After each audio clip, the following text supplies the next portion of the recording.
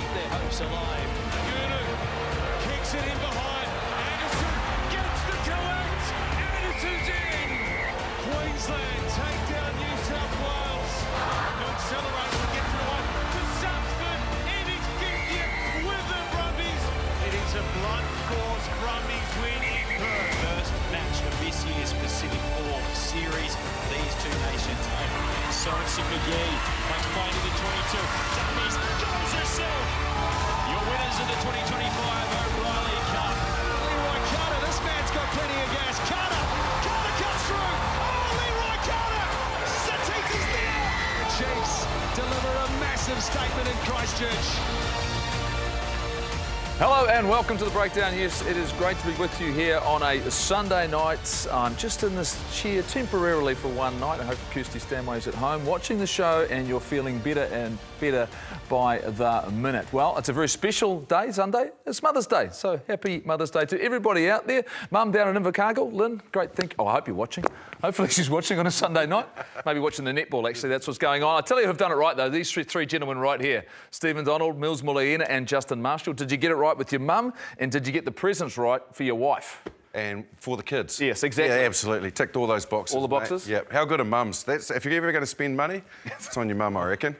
And so, You've just reminded if you're ever going to spend money, It's not over yet. It's not done. What's open on the way home? May is not a good month for me. It's my wife's birthday, May the 3rd, my mum's on May the 5th, and then Mother's Day. So I'm out of pocket, guys. So that's why I'm not shouting any beers at the moment. Minefield. Yeah. Not shouting any beers tonight or any other night. OK, let's have a look at what is coming up on tonight's show. Rugby be heading stateside. Stephen Donald looks at which style might win Super Rugby. Justin Marshall assesses the halfback contenders for the All Blacks. And former Wallaby lock Justin Harrison joins us to talk about the Lions tour to Australia. There is a lot to talk about on tonight's show, but the first thing we want to look at is the Super Rugby Pacific table, gentlemen, because they're on top. And the Chiefs are back where Beaver thinks they belong, which is at number 1. The Brumbies have had a big result over the weekend. The Crusaders have dropped to 3, but let's be aware they have a game in hand on both the Chiefs and the Brumbies sides. The Reds, very good against the Waratahs. The Blues, they almost look settled. And once again, Beavers claim the fact they're well and truly going to be in the conversation. Big weekend coming up for Moana Pacifica and the Waratahs and the Force. Tough at the moment for the Highlanders and Drew. Anyone a little bit surprised just before we get started about where we've ended up this weekend, Mills, in terms of the results? I mean, I'll tell you one thing, the intensity in terms of what's at stake this last week has really gone up. You know, some of those teams, even over in Aussie and here, you can just feel the intent and sort of how it's sort of going. No real surprises other than the fact these last couple of weeks is going to be pretty interesting. Let's open up now with our segment called The Pick and Go, and that's where these gentlemen here get the opportunity, as well as me tonight, to pick something that over the course of the last 7 days has piqued their interest. Beaver, what have you got for us tonight? Well, I guess watching last night's blockbuster out of Christchurch, it said to me that this title's going to be won in two different ways. And I guess for a long time we've always thought New Zealand teams play the same way. But for me, now we've got a distinct style from the Chiefs, which is all bells and whistles. You've got forwards with great sets of hands, which free up the boys out the back. They play to the width. Obviously, they've got a bit of a maverick at 10, and they've got other backs who are going to chance their arm. And you can just see here the speed and the tempo that they play. And for me, that's one style. And then you contrast that, and I know I got a little bit of grief calling it a 2.5 horse race a few months ago, but I still think it is. And those other horses that are in this title conversation are the Blues and the Crusaders for me. And Marshy, they both play in a way where I think for them, they don't want to end up playing like the Chiefs. I think they want to get penalties through other teams' ill discipline. They want to get down into that 20 or 30. Then they want to go to war with their combative forward packs, peels off the back of lineouts, and then just setting up camp until they get points. Yeah, they're very ruthless, both those sides, when they get in the 22. Like, if you're playing against them, you're thinking, when it's Blues Crusaders, do not let them inside our 22 and at your peril inside your 10. So they've got big, hard ball carriers. Their line-out mauls are really good. And they're really efficient in there, so keeping them out of there, but you're bang on. I think throwing the Hurricanes in the mix, they're a similar side to the Chiefs. Yes. They're an offloading side that like to play with a bit of width as well, don't you think? So both of those sides are then coming against that other combative situation with the Blues and the Crusaders. So do you get the sense then that points accumulation might be a little bit more important? And there's one team in this competition who has done none of that, and that's the Reds. And you're already once again discounting. We've had this conversation on the show before. Discounted the Brumbies in the way that they play and accumulate points. We've got stats to back this up, though. If you go here, Beaver, I mean, ultimately the Chiefs have been a team that take their points. That's been noticeable over the last month for me, that the Chiefs are taking threes. And if you look to how the Hurricanes actually beat the Chiefs, they took threes to stay in the game. And because the Chiefs' greatest strength was being able to kick clear of teams in that second half. So, Millsy, I think it almost wasn't fashionable in the first 6 weeks of this competition to take threes. And now all of a sudden teams that are trying to win games are doing it. They're also trying to line themselves up for finals. And again, don't get us wrong, those two teams that played last night, I mean, 1 and 2, I mean, it's crucial that they get those sort of home sort of spots. Going for points now compared to sort of what happened six weeks ago when the game was sort of open. Yeah, I agree. The weather will dictate that, but also finals football dictates taking points. Will the Reds take a penalty shot in this competition? Do you think so? If they get to the playoffs, will they take a penalty? Yeah, well, that changes the way that you play and your mindset, though, doesn't it? So all of a sudden you've been ticking along really nicely, and then you decide to start taking the points and going against what gives the team confidence and mojo and momentum. So do you think they will or not? I don't know. I don't think they will change their DNA too much, but knockout rugby is knockout rugby. There's no next week. That's right. It's a very different situation. All right, Marcia, going to stay with you. What's your pick and go tonight? Yeah, look, our boys, I love this situation where we've got a guy like Leroy Carter who's played a flanker and he's now playing on the wing. And the ability for these guys to adapt from obviously having your head in dark places and then all of a sudden having all this space outside you. And I just think the way that he's playing is really refreshing. Like, it'd be very easy just to say, right, move from the flank and go onto the wing and just stay on the wing. And then that's all you do. But look at the ability that he's got, the speed, the way that these players can adapt from being, I guess, not in great amounts of space, so you don't really see their speed and their strength and their step, to then have a broader picture is amazing. And Leroy Carter is a classic example of that. But me being nostalgic, I love going to the archives, especially if it's about me, but it's not this. This is about flankers switching to the wing. So I thought about a few others that have made that a success. And there's a few historic players that have done that. Here's one here, Eric Rush. Started as a flanker, and this is him playing for the Blues, and then he ended up on the wing for the All Blacks. I actually played in this test match with Eric Rush, and just his ability, he was a sevens player, yes. This guy here played for New Zealand secondary schools at number 8. Very hard not to recognise him. Jonah Lomu. Laurie Mains decided to switch him to the wing. You'd have to say that was a success. Sonny Bill Williams, Bulldog, forward. Then the All Blacks got him and moved him out to the backs. He played wing, he played centre. And Quacka Smith, his ability to play across the park. Starts at flanker. Sometimes if they are a bomb squad and they're down on backs, he can move to the wing and adapt and play there. Like, I just think it's really cool that and it's for all those kids out there as well. Like, you might be in one position for a long period of your time, but then all of a sudden the skill set or the game evolves and it's like, righto, you can fill a different jersey. Yeah, and I think what you're seeing now also is the ability that the sevens sort of what they've created. It's created a lot more sort of a physical game. When they roll into, the 15s, they haven't lost 20 kgs from just running the whole time. Yeah. You're seeing it already. I mean, these youngsters in the New Zealand squad now, Ollie Mathis, we've seen a bit of him. He's playing on the wing for Waikato last year. He's predominantly a 7. So, and it's also great to see those guys understand, well, hey, we can still have a crack, even though we may have had a sort of sevens mindset. You know what? There's nothing worse either than obviously being a back, because we don't like cleaning rucks at the best of time, do we, gentlemen? We've all got backs here, and you've got to clean a ruck. But the opposition player was a flanker, not a winger. So he's very good over the ball. Yeah. He's quite a lot harder to move than a traditional back. It's like, no matter how low you get, eh? Yeah, exactly. Were you half back, half forward? Isn't that the whole? That's the whole mindset. That's the whole mindset when you're playing in the 9 jersey. And 100% smart. No half there. Yeah, nowhere to stay out of things. Anyone on the table who could have gone the other way from the backs to the forwards, pretty sure it was you. I'm pretty sure it's you, Beaver. Come on now. Tackling would have been my issue. What? Tackling. No, I disagree.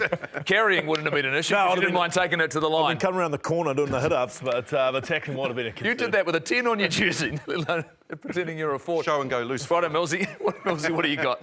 Well, for me, a bit of talk this week that World Rugby are wanting to sort of possibly have talks in America, considering year 2031, the Rugby World Cup, and the possibility of having a Super Rugby team there. I think it's a goodie. I think it's a great initiative to start talking. We have got time. I'm not saying do this tomorrow. You know, to take 2 or 3 years to sort of get it in place. We've had lessons. We've had lessons from Juarez, from the Japanese side. Now is the time to actually evolve. Evolve Super Rugby, entice the South Africans to come back. Imagine a Mani Lebok coming back and playing in Super Rugby for a USA team, but also implementing some of those players here to try and really boost it up before the sort of Rugby World Cup in 2031. I think this is a great opportunity. I understand they're in talks. And I think we should stop giving it lip service. Let's get it going in the next three or so years. Is the concern here, though, Mills, the fact that if you're trying to promote the game in the US, it would have to have a fair number of players who are USA players? The fact if you're trying to capture the imagination going closer to 2031. Now, I get it, you need to be competitive. And we saw when the Sunwolves came together, they didn't give them the roster and squad to get any momentum, and they kept moving them around in terms of where they're playing. That would be the one concern for me, is the fact you need locals if you're going to, one, improve the game for the USA team, the national side, but also to get some exposure. But you need patience. It took a while for the Jaguares and they made a Super Rugby final. And we all at the start were going, why are they in this competition? They're not offering, most teams are beating them with regularity, and then they ended up in a final. Equally, Moana Pacifica. We've persevered. Now look at them. I think they've won more games than they've ever won. It's always going to take time, and so we've got to, if it's a USA team, really like it, Mills. Yeah. You can't just dismiss them straight away. So maybe you start off, Goldie, with a few really strong USA players, and then some that you can grab from the rest of the world, and just give them time. Yeah. I think, you're right. Go the other way. That's the lessons I'm talking about. Juarez came in, they're very strong, Argentinian-built sort of side, Sunwolves, they mixed and match. Now's the time to get a little bit innovative and go, well, hey, let's have some South Africans, entice them to sort of come back. I know the South Africans want to come back to Super Rugby, don't get me wrong. Yeah. Entice them to come back and they've got the MLR in America.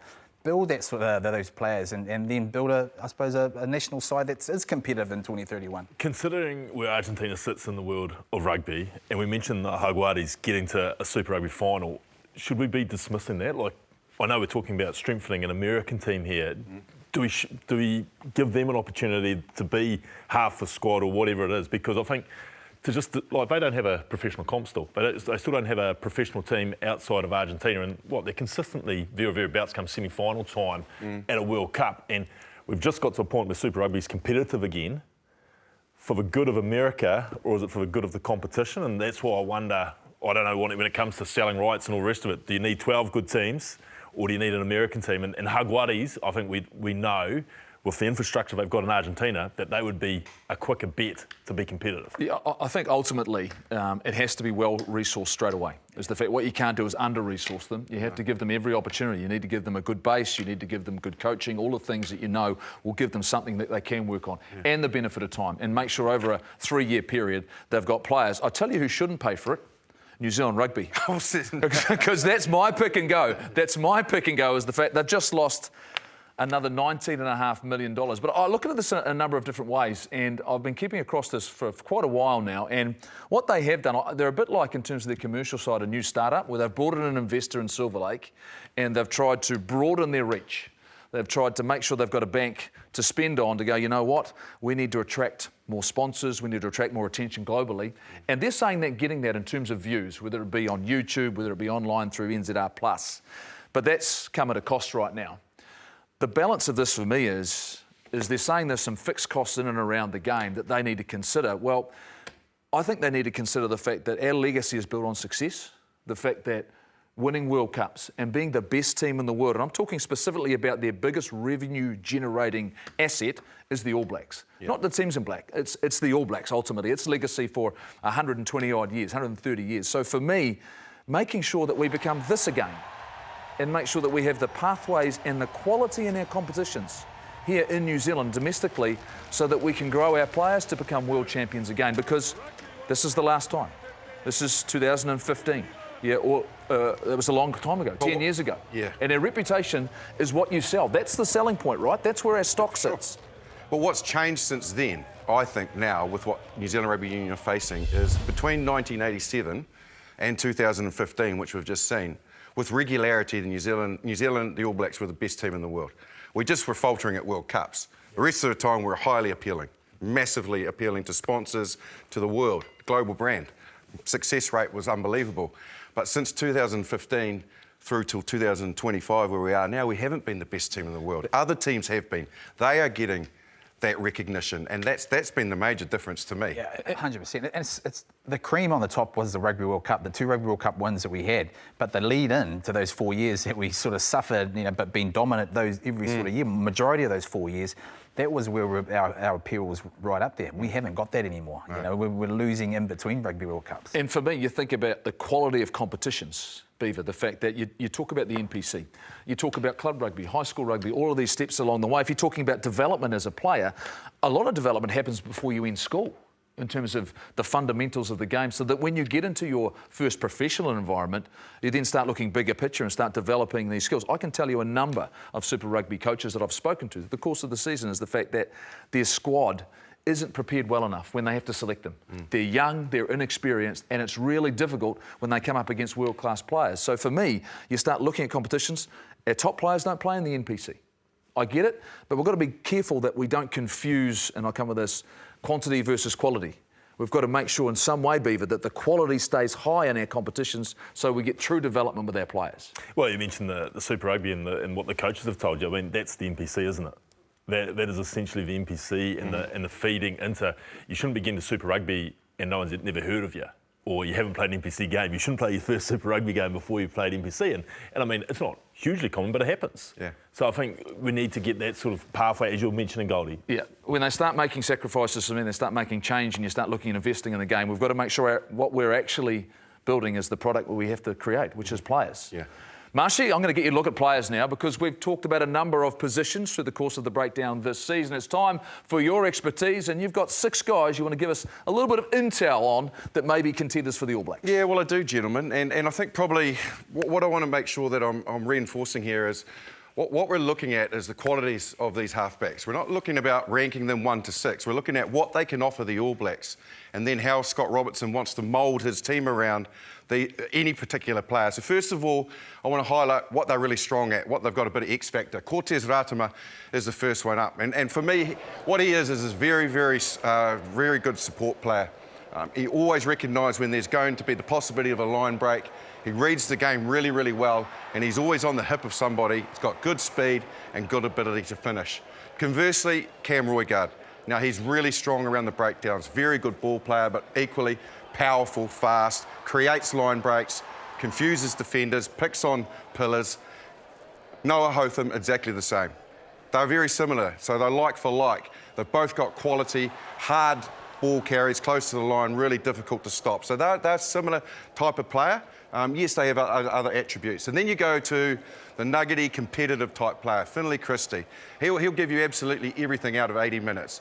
Quite happy to defend, knock big players over, get over the ball, do all the hard work. He'll do that with both with the ball and without the ball. Folau Fakatawa, we've got him highlighted here at the back. Flip passes, miracle, chip kicks, but equally he can come up with a sensational piece of defence to save the day. And then you've got somebody completely different that offers you a kicking strategy that none of the other halfbacks can because he kicks really effectively off both feet, which is Kyle Preston. Right foot, left foot, long, box kick, he's got it all. So what I've really done, gentlemen, is I've gone, these guys have all got X factor. When I did the research and when I look at it and think about it, they're all good defenders. They all want to have a go over the ball. They're all very good passers. They're fit.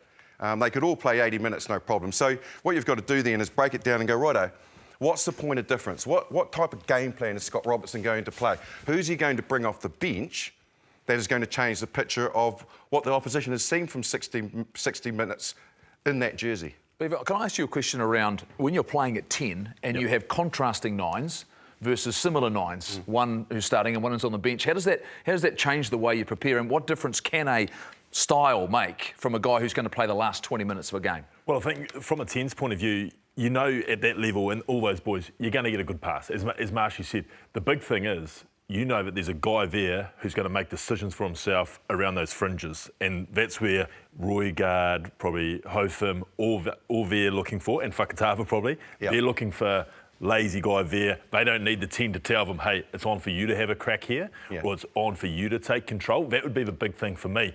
The other thing for me, Marsh, is in the 23, do we need to have a contrast, or are we saying, right, I'm going to give you 60 minutes of Roigard and then I'm going to bring Aratama for another 60 minutes, who's pretty similar, or do you need a Finlay Christie or, you know, to come on and be that steady head, to kick here, to defend here, or what have you? Any one of them. I mean, I'd be comfortable with whoever sort of starts, but I think it comes down to the style the All Blacks want to play, and also the pressure they're going to be under first game against the French to make sure they get right. And so if you're looking at kind of that, you want to distribute it, don't you? You're kind of wanting a guy that's just going to go there and distribute and sort of find his feet there. You've got guys that have got to come off the bench. And right now, that distributor for me is probably Ratama, you know? So go out him and just distribute, get his sort of his running lines okay, and put the pressure on the 10s, or put the onus on the 10s and the 15s, wherever they may be, to actually run the game, rather than having a contrasting style where your first kind of option is to run and put sort of a little bit of heat on the 10s to go, hey, well, when are we actually going to get it? Is he going to run? Is he going to kick? Whatever. I think put the onus on the 10s to dictate the game, have a distributor, particularly in that first game, and then bring a guy like a Roigard off, or a Hotham, or Finlay Christie. I wouldn't go defensive. Tired defenders, yeah. Because it's really interesting. For a long time, we had Tawera Kubalo, and then it was TJ Perenara, right? They were the two guys that came off the bench. Really good defensively, weren't they? Yep. You know, really good around the ruck. TJ used to use his box kick really, really well. This is a hard one, Marshy, because we had one guy who was the number one for so long in Aaron Smith. Yeah. Is Aaron Smith's skill set, which we know is pretty all-round amazing, let's sort of define the position a little bit differently from the All Blacks from when you were there.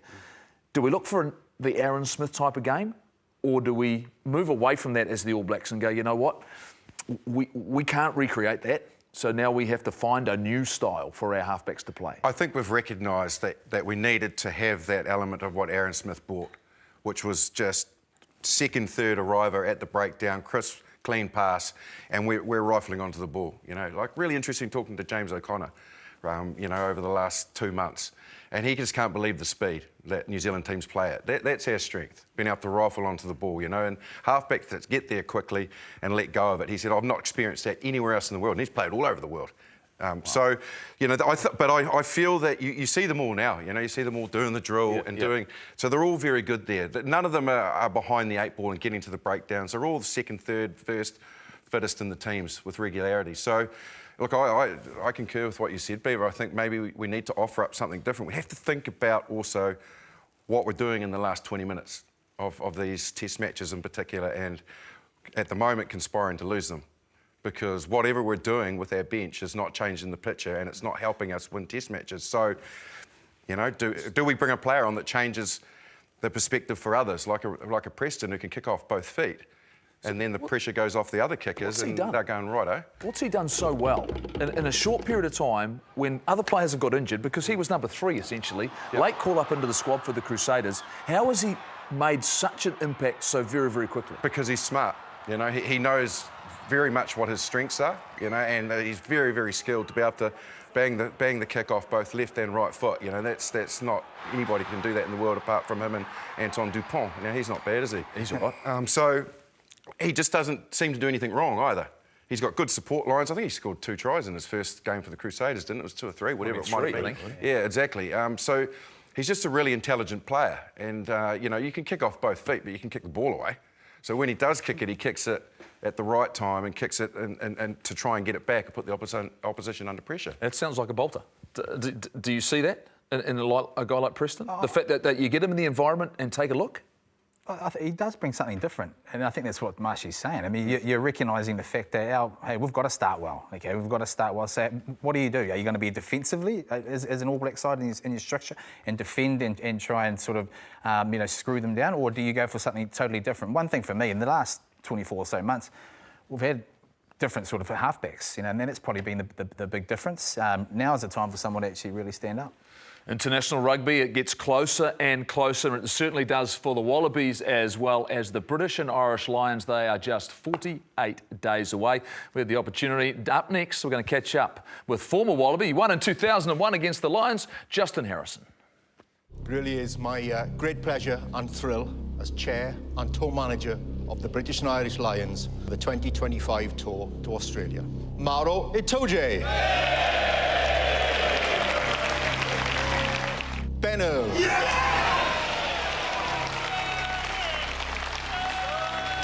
Hugh Jones, Glasgow Warriors and Scotland. Scott Cummings. Ellis Gench. Bristol Bears and England. Blair Kinghorn.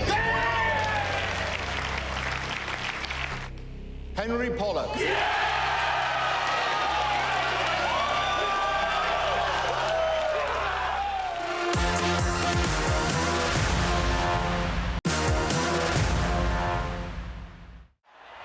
There's something special about a British and Irish Lions tour. And what a series we are in for. The British and Irish Lions. Every 4 years, we see the best of England, Ireland, Scotland and Wales come together. This time, the Wallabies, Australia, are in sight. The last time, the Lions broke Wallaby hearts. And the British and Irish Lions have turned on a magnificent performance. But this is a different Aussie team. You don't want to miss a second of the action. All 10 games, including a 20-year first, Lions taking on Argentina. And there's only one place to see it all. It's right here, home of rugby, Sky Sport. 48 days before the British and Irish Lions start their tour of Australia. And Andy Farrell, their head coach, named his squad, 38-man squad during the week in preparation for what's going to be a huge, huge tour. Not just for them, but for the Wallabies as well. Time now to bring in a former Wallaby who's had experience of beating the British and Irish Lions. Justin Harrison, of course, from Stan Sport, and a former Wallaby himself, and looking very sharp here on a Sunday night. Appreciate your time. Pure and simple. When you looked at the squad that Andy Farrell selected, what did you think? Well, I thought it's real for a start. Now, you know, it's good to put names to that red jersey and the juggernaut that is the British and Irish Lions. You know, you look at the squad. Okay, so a couple of things jump out. You know, France obviously dominated top spots of the Six Nations. It's England heavy. Ireland, you know, have got a healthy representation there as well. Probably predictable. The squad is predictable. There are some names in there that have been standout performers through club football and Six Nations. And the profile of the squad looks like it's not so much looking for size and an attritional style of game. It looks like it's looking for a lot of ball movement, ball retention, a lot of ground warfare, and a very exciting sort of back three, explosive backline, whatever combination they put on the field. Justin, it's your old sparring partner here.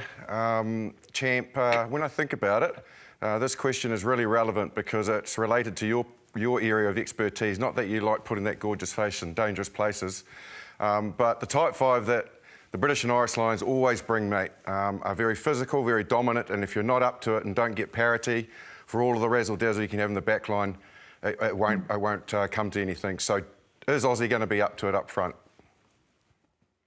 Yeah, well, it's interesting sparring partner, Marcy. I'm still getting the repairs on the back of the head here, the amount of cheap shots you gave me every time you're on the field. So it's good to see your face, actually, mate. I always saw you running away from me on the field. But, mate, it's, look, the forward pack, you know, it is what it is. Like Northern Hemisphere, you know, are a power-based game, you know, and you need to absolutely get parity and set piece. And I think that's a truism in world rugby.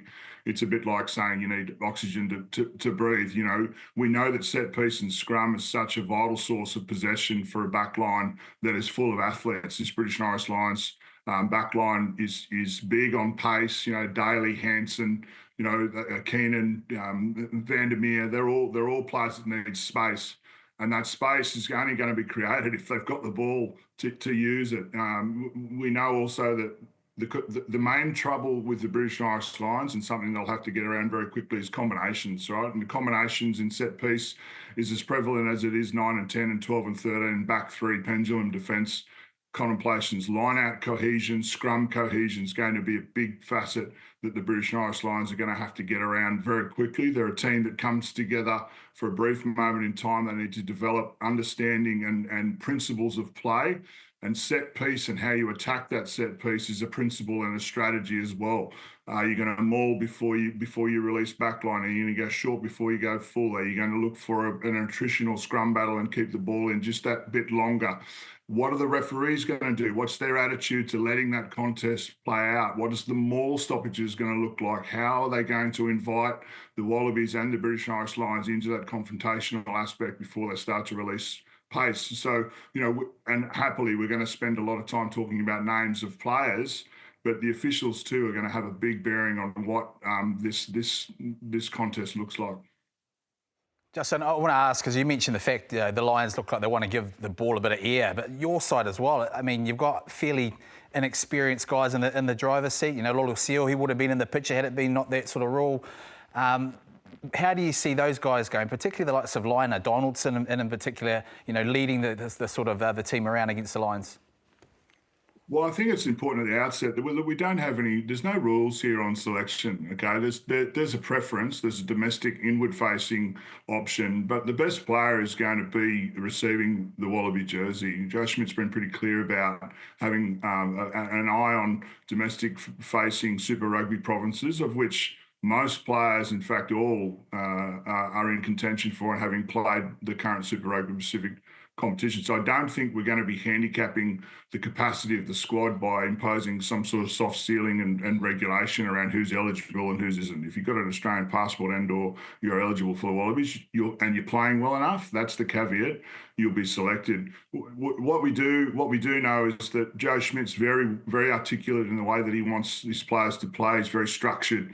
And that means that the combinations for the Wallabies are very important. And you'll see, as the Super Rugby Pacific continues to unfold, the benefit that we're going to have of having some provinces going deeper into the competition, getting some muscle memory about what it is to win together, what it is to play against each other, and get very familiar with that in a high-octane environment. And we also take confidence from last year's November tour. Now, 2 from 4 is not a stellar record, but the performances in the set piece particularly, and we spoke about, we mentioned it earlier with Marshy, the set piece parity and sometimes dominance will present you with a chance to win the game. And that's going to manifest itself in many aspects of the British and Irish Lions series. Look at the England Test one in November.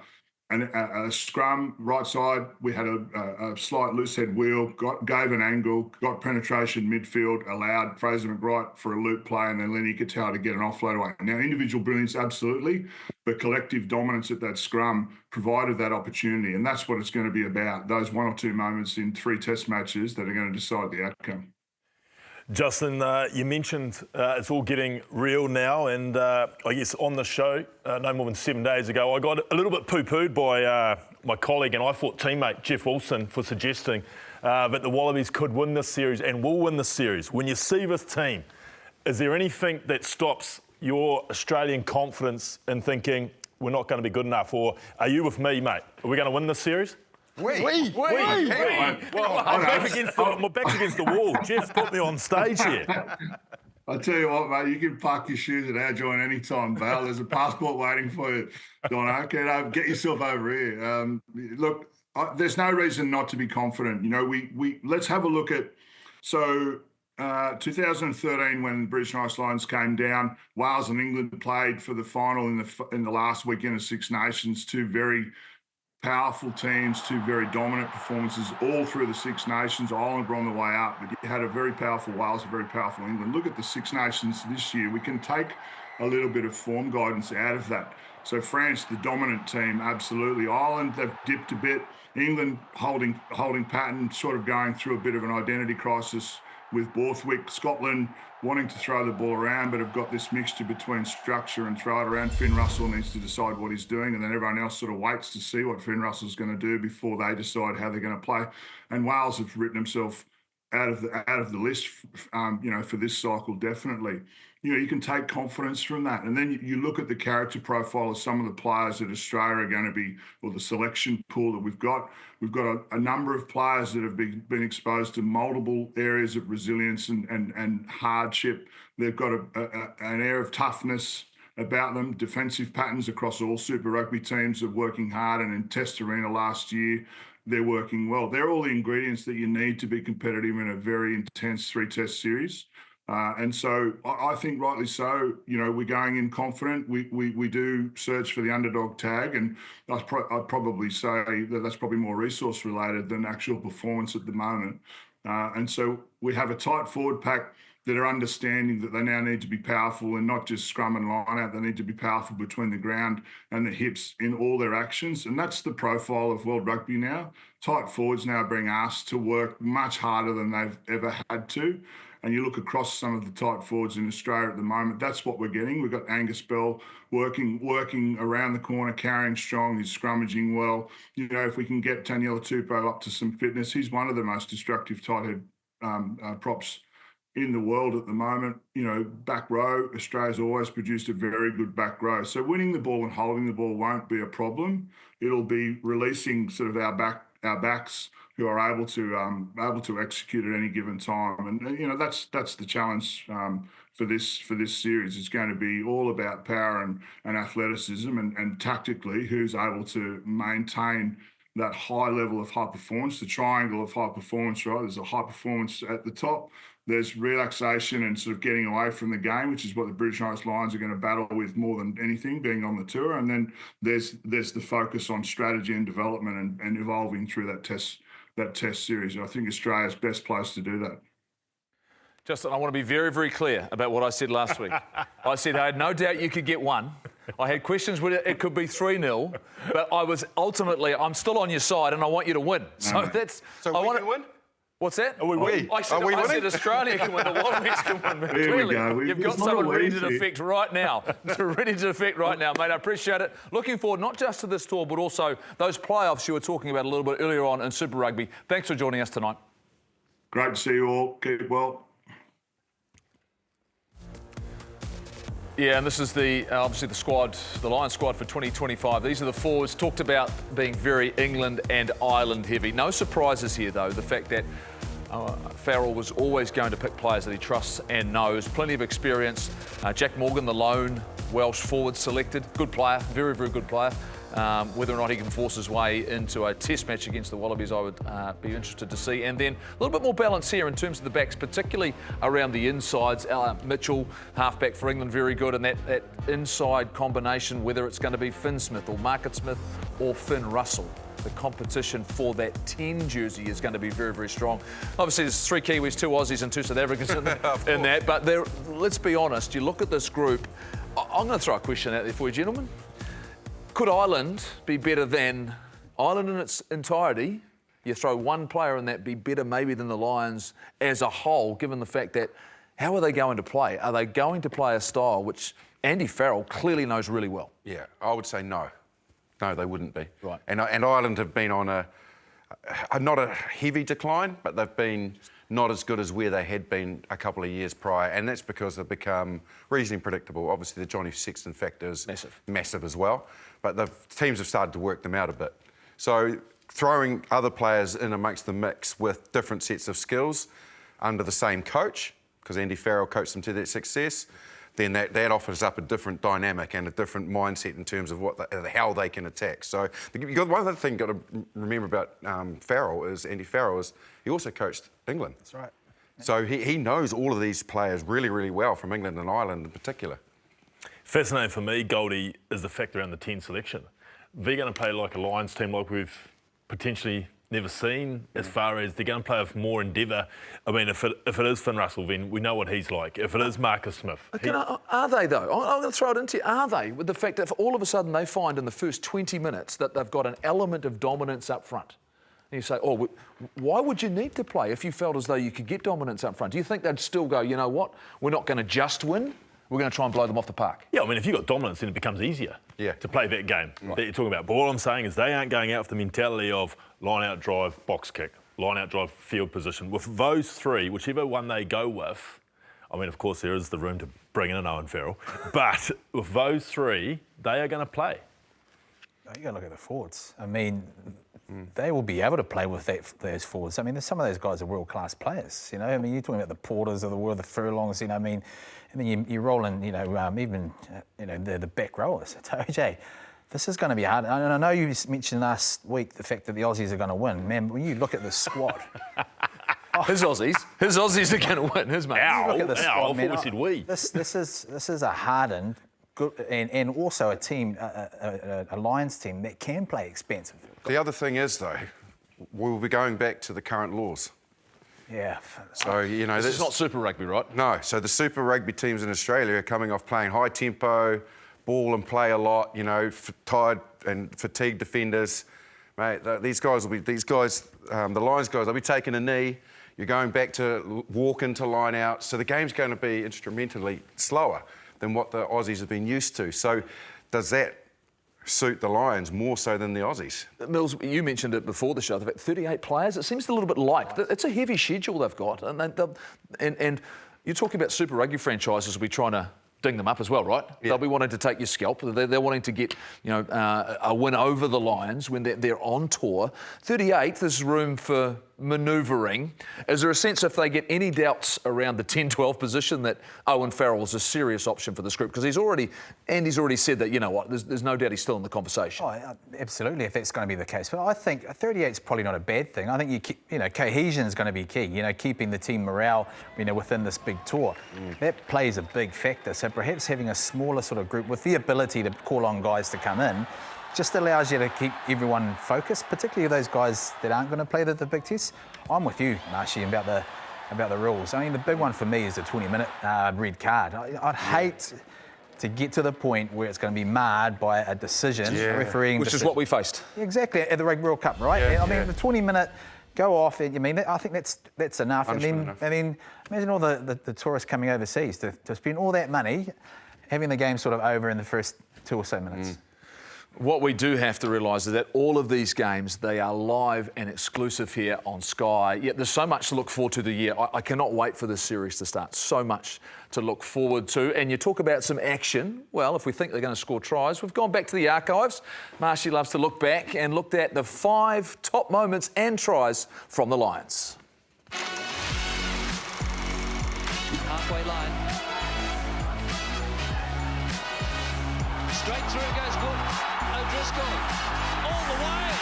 A shocking miss by Matthew Burke.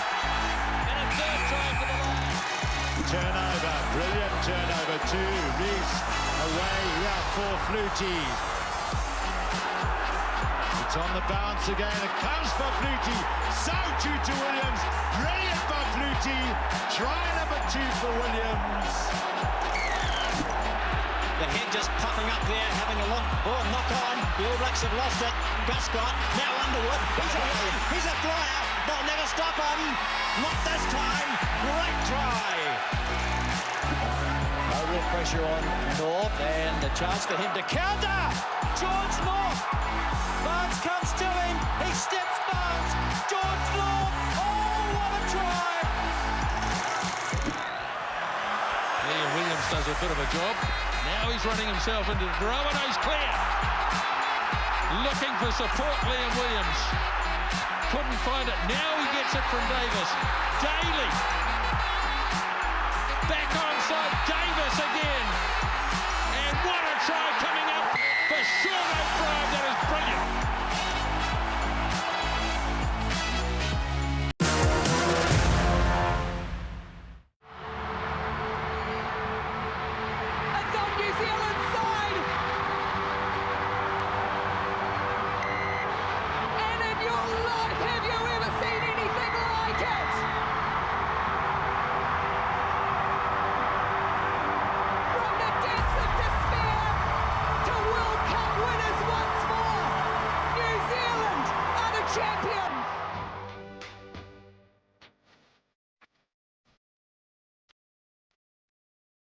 It's a really good feeling actually coming back into camp, and there's always that excitement especially from the players who are coming in for the first time, for us to all be a part of each other's journeys as we kind of embark on a big year. It was just a massive congratulations to our newbies and their whānau, and I know there's been some real proud moments, and I've had a couple of pretty cool phone calls, and the last few days have been impressive. It's been important for us to connect, and there's been real focus, and people are trying to step up and take the opportunities. It's changed wings and now Woodman into the backfield. Pass for Woodman. You're killing me. That is magnificent. The decision to come back, at least put my hand up for World Cup, has been a long one. Because if you had asked me at the start what I was doing, if I was going to go to World Cup, I was like, heck no. It wasn't even on my radar. So I guess the idea around coming back was like, I'm still loving rugby and the high performance rugby, like the high level professional rugby. Come to this World Cup and potentially play 13, it's something really exciting. If I get a chance, it would be amazing to just do it all over again. It's intense, this is the situation we want to be. We're looking at how can we fit this talent into R32. But yeah, it's going to be a tough job. That's high performance sport. It's not going to be a fairy tale for everyone. World Cup brings out the best in everyone as well. I think we've seen that already with Opaki. All we can do really is focus on what is within our control. And if we're able to stay injury free and available for selection, there's actually lots of opportunities in there to say. I think back to the last World Cup when our coaches came in and they said that we were going to win a World Cup, but we weren't going to win it yet. I firmly believe that we have the players to do that, but we take things one game at a time, one day at a time, and build towards that end goal.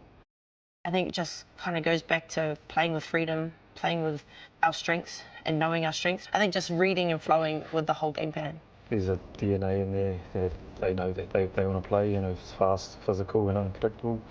The piece that we really want to grow is we need to be clinical. There's also like a real professional attitude from the players, like really have those honest conversations, but also have the self-awareness to understand what can I do for the team, what can I do for this jersey to leave it in a better place, to be a real kaitiaki of it, and obviously win.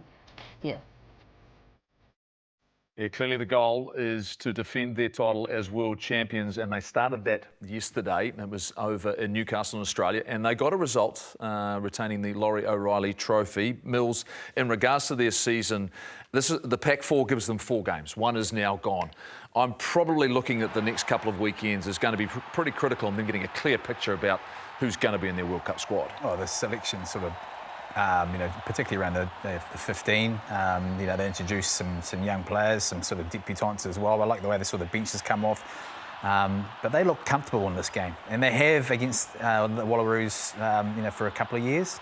The big one's going to be now because, when you go to Christchurch, you've got to remember they lost to Canada last year in some pretty bad conditions. And Beaver, this is important when you're playing the number 2 team in the world. You're playing Canada, a team that's had to fundraise to go to a Rugby World Cup, that is desperate to go out and form and get recognition in their own country for how good they are actually at the game. If you're going to find out about players, putting them up against teams that you know are going to be good. This is a great opportunity in Christchurch coming up this weekend. Yeah, well, it's an interesting one for Alan Bunting, isn't it? Do we chuck out the full noise team to get that win back that obviously they dropped last time against them, or, as you said, find out about a few that are on the selection cusp? Get yourself down there, support these and fantastic athletes. There is the QR code. Scan that, and they play the following weekend at Albany again as well, and it's against the US of A. All right. Coming up this weekend, Super Rugby Pacific carries on. Of course, there's some huge matchups. We'll be out and about, no doubt, Marshy. What are you looking forward to this weekend? Which game to you piques your interest, knowing the fact that there's so much to play for? Well, again, it's a competition that keeps delivering great contests, doesn't it? So there's plenty to look forward to at the weekend, but one that I'm particularly focusing on is the Moana Pacifica game against the Blues on the other side of the bridge this time. Yep. Off massive momentum, Moana going into the last game, won 2 games, one of them against the Crusaders, then the Waratahs, and boom, the Blues did a little bit of a number. I thought they weren't themselves, and I expect Tana to use that to fuel them for a response. They'll be with their majority of their own crowd, and yeah, I just feel like those 2 teams are fighting for the 6. It's a belter of a game. Yeah, that is going to be a beauty. The other one I'm looking forward to, Goldie, Hurricanes Highlanders, for me. I'm looking forward to that one too. Hurricanes, though, I know you're looking forward to the Landers bouncing back, but the Hurricanes, for me, a performance that just has to happen for them to be in the conversation with those other big boys in this comp. They're movers for me, the Hurricanes. In the last few weeks, you've just seen some signs of their game where they are a little bit different. You mentioned the top of the show in regards to the Chiefs. They're similar in terms of their attacking prowess on a good night and good conditions. Really dangerous. For you, though, big game across the Tasman. Oh, yeah, Crusaders, how they bounced back. The Waratahs still fighting for a place in the six. You've got to remember, only one New Zealand team has won over the ditch, and that was the Hurricanes. So this is going to be a tough ask for the Crusaders to actually come back and bounce back and keep that sort of number 2, number 3 sort of spot. I'll be looking forward to, as always, when we come back together next Sunday night and looking at the table. What's changed once again? Playoffs are not too far away. Thanks very much, Beaver. Thanks very much, Mills. Thanks very much, Marshy. And to all our mums out there once again. And Kirsty, get well. And we will see you next Sunday night.